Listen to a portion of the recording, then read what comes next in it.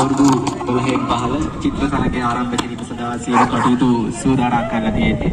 ඉතින් ඒ සඳහා මම ආරාධනා කරනවා සියලු දෙනාට පැමිණෙන්නට. ඒ වගේම අද දවසේ වර්ණාත්මක තරගයේ ෆැන්සි ඩ්‍රෙස් ඔබේ සුරතලා සමග පැමිණෙන ලස්සන අන්දලා ලස්සන කරලා හැඩ කරලා ඔබේ සුරතලා දක්ෂණා කරගෙන අපේ ස්ථානයට අපේ දෙවිපාඩ පැමිණෙන්න.